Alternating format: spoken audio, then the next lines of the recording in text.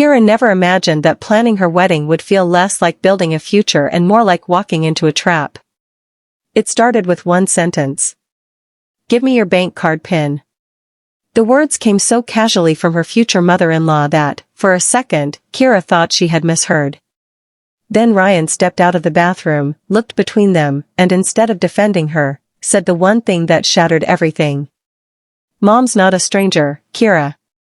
At that moment, something inside her went cold. But she had no idea the nightmare was only beginning. Kira met Ryan during a corporate networking event hosted by the bank where she worked as a loan officer. He arrived with a friend from the security department, wearing a simple black suit and an easy smile that instantly made people comfortable around him. He was attentive, calm, funny in a quiet way. For the first time in years, Kira felt safe around someone. Ryan worked as an engineer for a tech company in San Francisco. He lived alone in a modest apartment, talked about stability, family, and wanting a peaceful life. No arrogance. No obvious red flags. 6 months later, he proposed. Kira said yes without hesitation. The wedding was planned for early summer, and for a while, everything felt perfect. She pictured cozy evenings together, weekend grocery trips, children someday, and a home built on trust. But slowly, tiny cracks began to appear. The first came during a discussion about the wedding guest list. Kira wanted something small and intimate, about 30 people. She didn't believe in wasting money on giant celebrations. Ryan barely looked up from his phone. "Mom says we should invite all the relatives," he said casually. "Otherwise she'll get offended." Kira blinked. "All the relatives?" "Probably 50 people from our side." "Ryan, we're paying for this ourselves. Why would we spend thousands on cousins you barely know?" He shrugged. "Mom thinks it's the proper thing to do." The answer bothered her more than the request itself. Not because he disagreed. Because he sounded like he had already surrendered before the conversation even started. Still, Kira convinced herself it was normal pre-wedding stress. That was her first mistake. Linda Peterson entered her life like a storm that never stopped moving. She was loud, controlling, and absolutely convinced she knew what was best for everyone around her. After her husband died years earlier, Ryan had become the center of her entire world. She visited his apartment constantly, cleaned without asking, criticized his clothes, rearranged his kitchen cabinets, and gave endless advice about everything from laundry detergent to finances. Ryan never objected. To him, this was normal. To Kira, it slowly became suffocating. At first she tried being polite. She smiled. Thanked Linda for the food she brought over. Nodded through the endless opinions. But Linda didn't want appreciation. She wanted obedience. One evening, she announced she had already chosen Kira's wedding dress boutique. "I know someone there," Linda said proudly.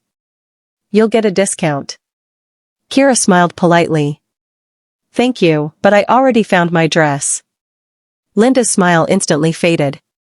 "At that overpriced boutique downtown?" "Yes." "That's unnecessary. The dresses I suggested are more practical." Ryan sat on the couch scrolling through his phone while the tension thickened in the room. Kira waited for him to say something. Anything. Instead, he muttered, "Mom's just trying to help." That sentence became the soundtrack of their engagement. She's trying to help. She means well. Don't take it personally. But every helpful suggestion chipped away at Kira's independence. Linda chose the restaurant. Approved the menu. Booked the cars. Even ordered decorations without asking the bride. When Kira protested, Ryan only sighed. "I didn't want to upset her." Each time he said it, Kira felt herself becoming less like a future wife and more like an outsider intruding on a relationship between mother and son. 2 weeks before the wedding, Linda arrived carrying giant bags full of household items. Towels with faded floral embroidery. Heavy cast-iron pans. Old-fashioned bedding. "I prepared your dowry," she announced proudly. Kira stared at the pile in disbelief. I already have cookware, she said carefully. These are better, Linda snapped. Modern pans are garbage. Ryan laughed awkwardly. Mom does have a point. Kira felt anger rise in her chest. Not because of the pans. Because nobody cared what she wanted. Every decision had already been made for her. And Ryan kept standing there pretending peace mattered more than respect. That night, Kira drove home with a knot in her stomach she couldn't ignore anymore. Deep down, she already knew something was wrong. She just wasn't ready to admit how wrong. Then came the request about her bank card. Ryan asked casually, almost like he was discussing the weather. You should give me access to your card after the wedding. Kira frowned. Why? Well, we'll be family. That doesn't answer the question. What if I need to buy something for us? You have your own card. Ryan's expression darkened. You're acting paranoid. No, Kira replied quietly. I'm acting responsible. He became cold after that conversation. Distant. Irritated. And for the first time, Kira wondered whether the wedding was a mistake. A week later, she went to Ryan's apartment to finalize courthouse paperwork. She arrived determined to reset everything. To stay calm. To believe they could still fix things. Ryan was in the shower when she entered. Linda welcomed her inside with unusual warmth. Sit down, dear. Let's have tea. That should have warned her. Linda poured tea slowly, studying her over the rim of her cup. Then she smiled. You work at a bank, right? Yes. Good salary? Decent. Linda nodded thoughtfully. You know, Ryan doesn't make much yet. So I was thinking maybe you could give me your card PIN. Kira froze. What? It'll make life easier. I can help with groceries and bills. Kira slowly placed her cup on the table. Why would you need access to my account? Linda looked offended. We're family. No, Kira replied calmly. We are not. The room instantly turned hostile. Linda's face hardened. You're selfish. I'm protecting my finances. You think we want to steal from you? I think boundaries matter. Then Ryan walked into the room. Wet hair. T-shirt. Confused expression. His mother immediately pointed at Kira dramatically. She refuses to help the family. Ryan looked at Kira. And instead of shutting the conversation down, he frowned. Kira, what's the problem? Her stomach dropped. You can't be serious. It's just a PIN. No, Ryan. It's trust, control, and basic respect. Linda clutched her chest dramatically. Oh my God, this woman is going to destroy our family. That was the moment Kira finally saw the truth clearly. There would never be a marriage between two people. Only a lifetime of Ryan and his mother against her. So she stood up. Picked up her bag. And calmly said the words nobody expected. There won't be a wedding. Silence swallowed the apartment. Ryan stared at her.